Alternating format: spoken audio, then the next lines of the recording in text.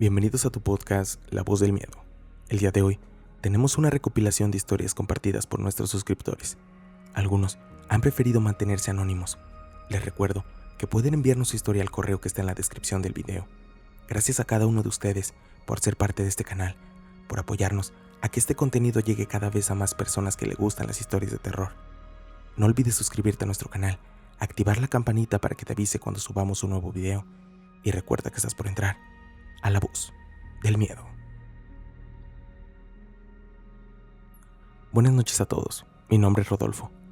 Hace tiempo que soy suscriptor de tu canal y la verdad, todos los videos que subes son realmente extraordinarios.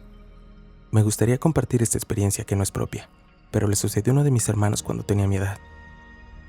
El día que él me la compartió, la verdad, sentí un gran miedo.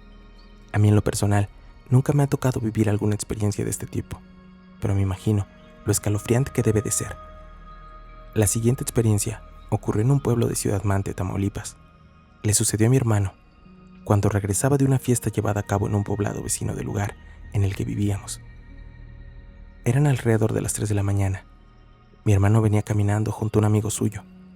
El trayecto entre ambos pueblos era aproximadamente de unos 5 o 6 kilómetros.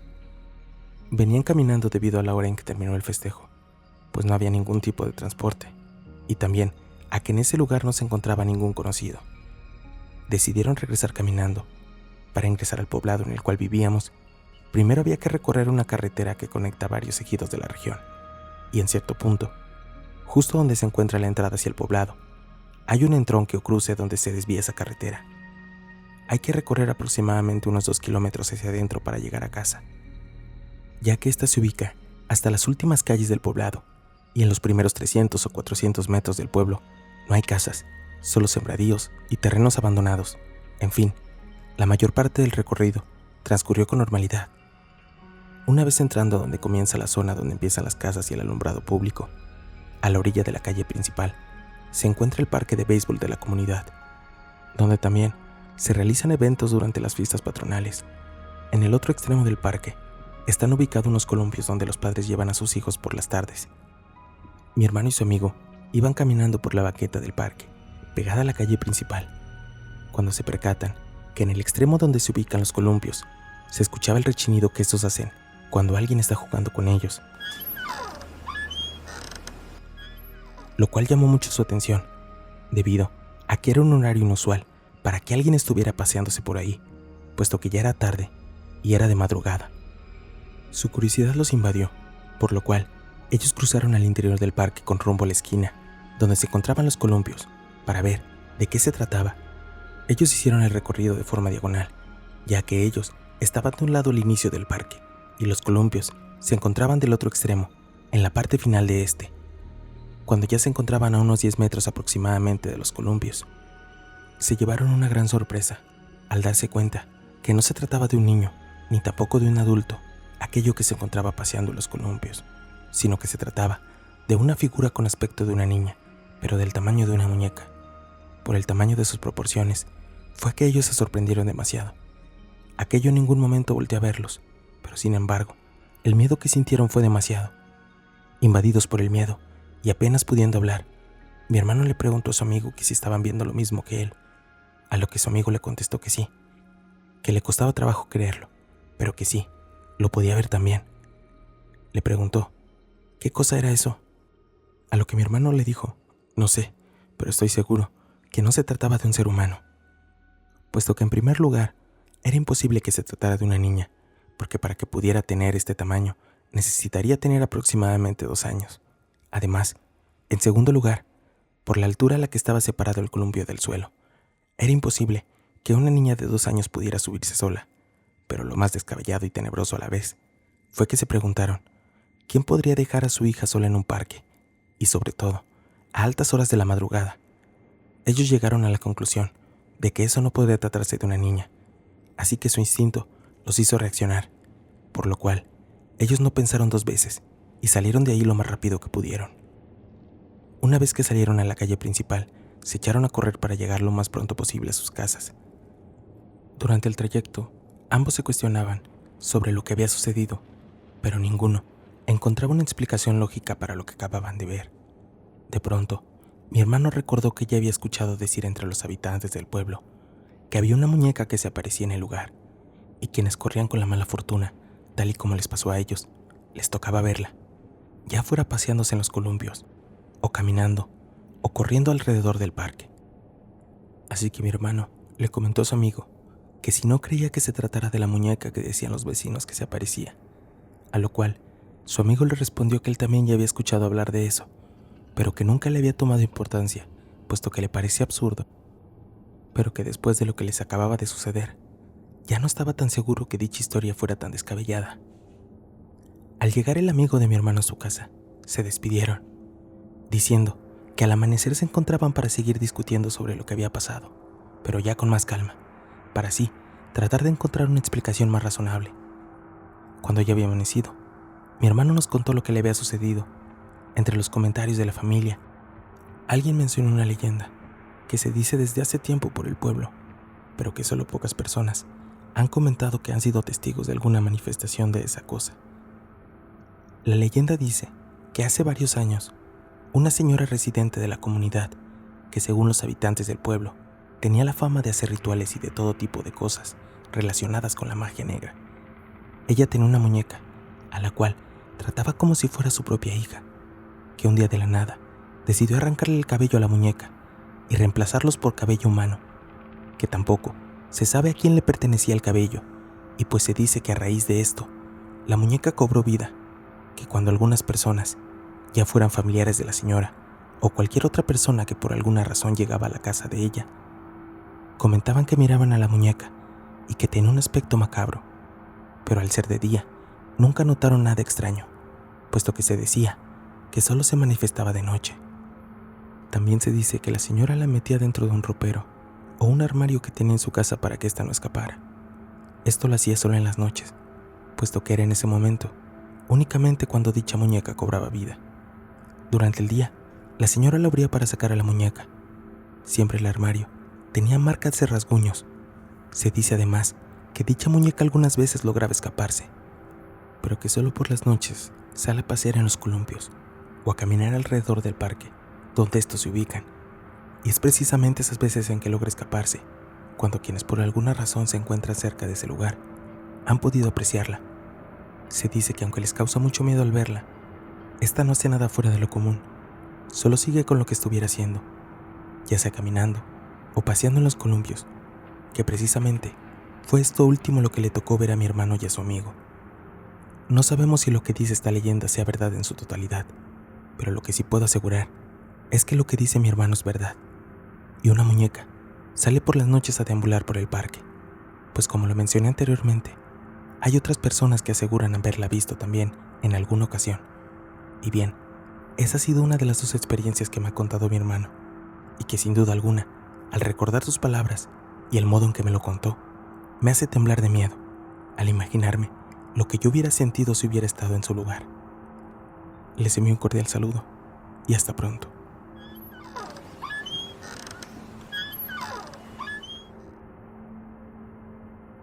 Hace algún tiempo, un amigo me pidió que lo acompañara a dejar unas cosas a su familia que vive en Querétaro.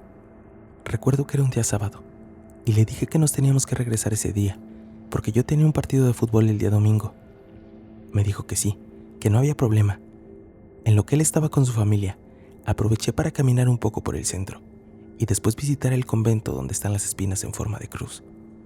El día se fue muy rápido. Ya para esto, eran casi las 10 de la noche. Le dije a mi amigo que nos teníamos que regresar, pero su familia me dijo que ya era tarde, que mejor nos quedáramos y nos fuéramos temprano. Recuerdo el lugar donde viven sus familiares de mi amigo. Está la casa muy cerca del convento, pero es una vecindad, tal como las había visto en las películas de antes, donde los lavaderos están a medio patio y las casas alrededor. Total, que decidimos quedarnos e irnos temprano, a más tardar a las 6 de la mañana. Me quedé en un cuarto yo solo, muy grande por cierto, con una sola cama. Estuve viendo mi teléfono hasta que dieron las 12 de la noche. Me empecé a quedar dormido. Ya después de un buen rato, escuché que tocaban la ventana del cuarto. Me desperté y vi mi teléfono. Eran las 3 de la mañana. Aún faltaba para levantarme.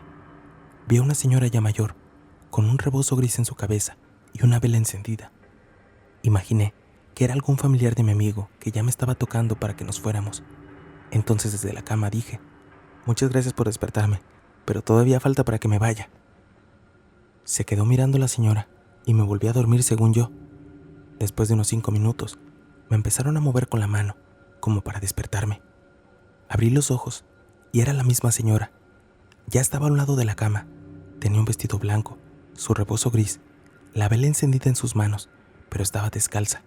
Le dije de nuevo: «Muchas gracias, pero falta todavía para que me levante». No decía nada, y yo no pensaba en cómo había entrado al cuarto, si estaba bien cerrado.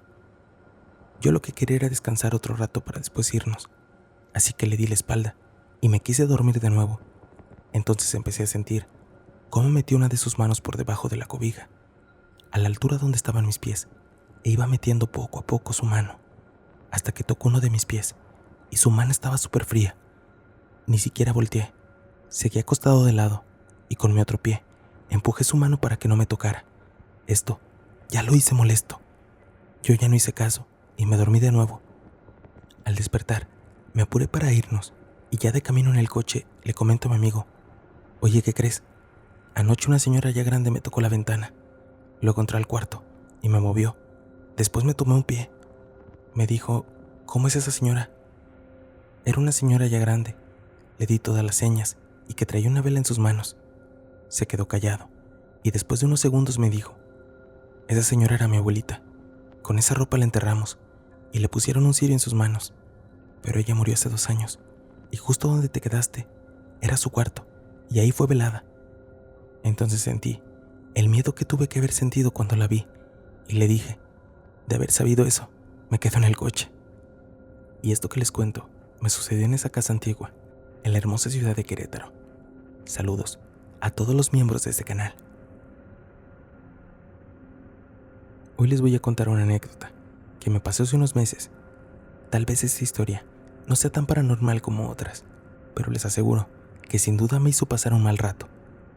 Para entrar en contexto, tengo que decirles que en las pasadas elecciones estuve visitando varios municipios de Puebla, ya que yo soy parte de un partido político. Esto inició de alguna manera el 1 de octubre. Fui a trabajar como cualquier lunes. Justo al mediodía de ese lunes, salí a recoger mi comida y mi compañera de aventuras, mi motocicleta, había sido robada. Ya no estaba en su lugar, ni en ninguno. Simplemente, ya no estaba. Di aviso a los vigilantes del trabajo y al ver las cámaras, vimos cómo alguien la subió a una camioneta. Muchos me recomendaron no subir información a redes sociales al respecto, sino que mejor solo diera aviso a todos mis conocidos en los diferentes municipios, ya que yo, al ser dirigente juvenil del distrito, tenía muchos conocidos a lo largo de mi región. Y eso hice. Les mandé fotos de mi motocicleta y todos decían que la pasarían a sus conocidos. Para el siguiente sábado hubo una fiesta donde mis papás fueron padrinos.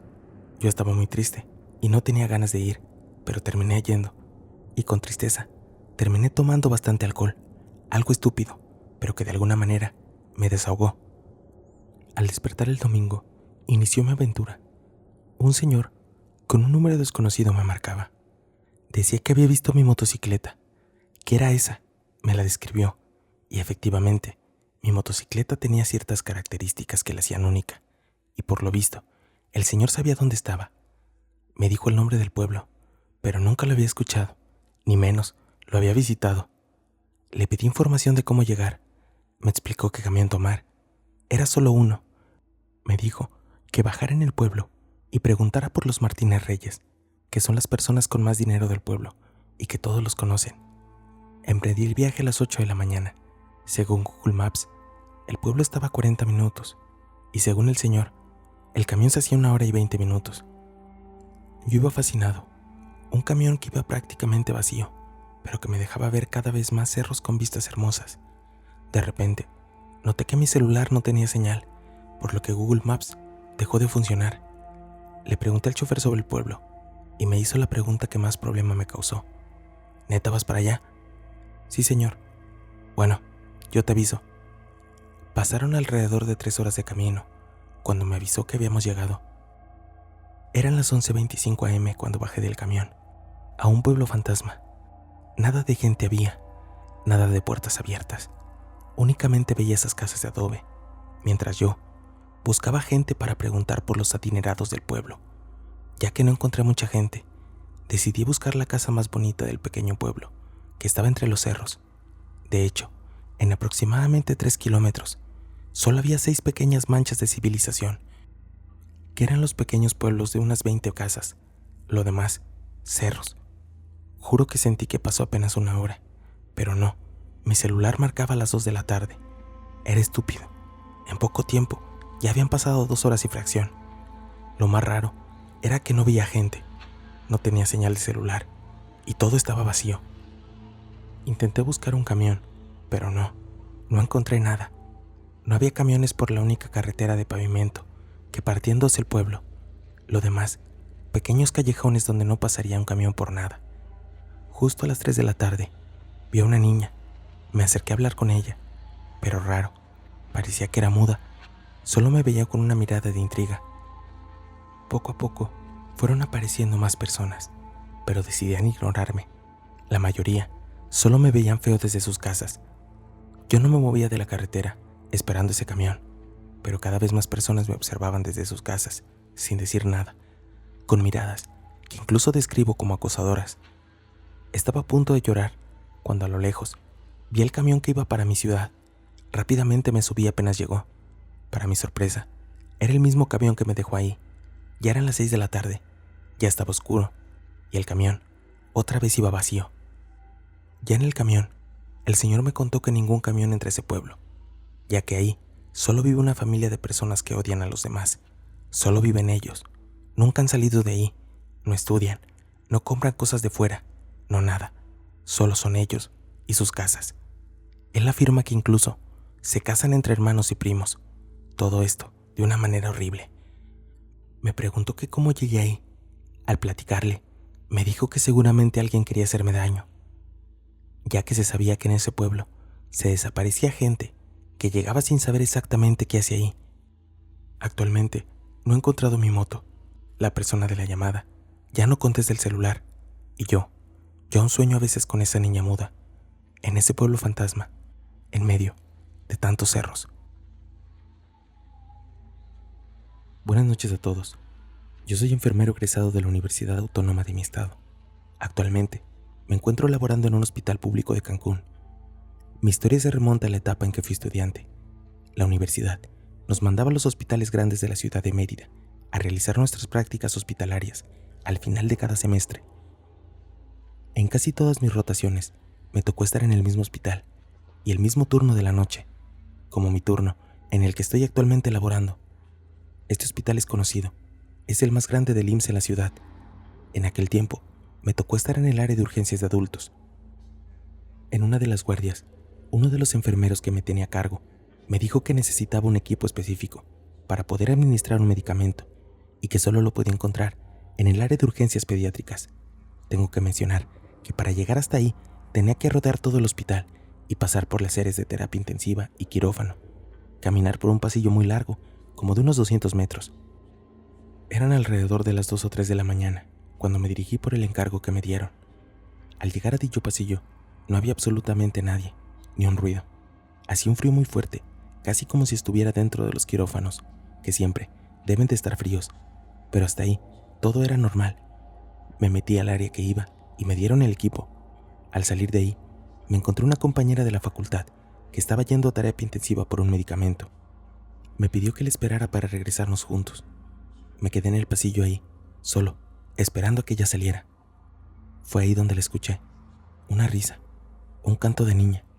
Al principio, no me pareció extraño, porque a unos pocos metros estaba la puerta de urgencias pediátricas, pero lo que me hizo quedarme frío fue que esos sonidos no venían de ahí, sino más bien del final de ese largo pasillo. Al ver hacia allá, se escuchó como una puerta se abrió, y como si una niña estuviera cantando y brincando hacia donde yo estaba parado. Las piernas me temblaban, mi cerebro me gritaba corre, pero mi cuerpo no respondía. Sentí como si me encontrara sumergido en agua fría, y solo me invadía el terror, porque a pesar de escuchar cómo se iba acercando más y más, no podía ver nada, ni una sombra o ni una silueta. Mis manos me fallaron y dejé caer el equipo que tenía sostenido, y casi cuando pensé que eso pasaría frente a mí, el ruido se desvió y se metió por el pasillo que me quedaba a escasos metros a la izquierda. Ese otro pasillo muy corto daba hacia las puertas del quirófano, que son de tipo va y ven. La cereza del pastel fue ver esas pesadas puertas que se abrían y se cerraban, mientras ese canto y brinco se metían hacia ese lugar. Cuando ya no escuché ese sonido, mis piernas se aflojaron y sentí muchas náuseas. Salí corriendo. No me detuve hasta que el enfermero que me mandó al principio me detuvo al llegar a urgencias y me preguntó: «Hey chico, muchacho, ¿qué tienes?». Yo estaba pálido y frío como el hielo. Solo le pude decir: «La niña. Ahí había una niña». Él con mucha calma me pidió que me sentara y me dijo que no tuviera miedo, que ella no me haría nada, que solo estaba jugando un poco y que no me haría daño. Yo me quedé con cara de sorprendido y él me contó que es una niña que hace muchos años falleció ahí y desde ese tiempo se pasea entre las torres del hospital, yendo desde el final de los pasillos a los quirófanos, que no le tuviera miedo y que cuando me pasara de nuevo le pidiera muy amablemente que jugara en silencio y que dejara descansar a los demás niños. Me dio un poco de agua y continuamos atendiendo a las personas. Cabe mencionar que jamás quise regresar por ese pasillo a esas horas y mucho menos solo. Espero que este relato les haya gustado. Es una experiencia de otras tantas que he tenido en mi trabajo. Les mando un cordial saludo a todos. Deseo tener la oportunidad de compartirles más experiencias mías y también de mis compañeros de guardia, porque si hay un lugar que nunca duerme, ese es un hospital.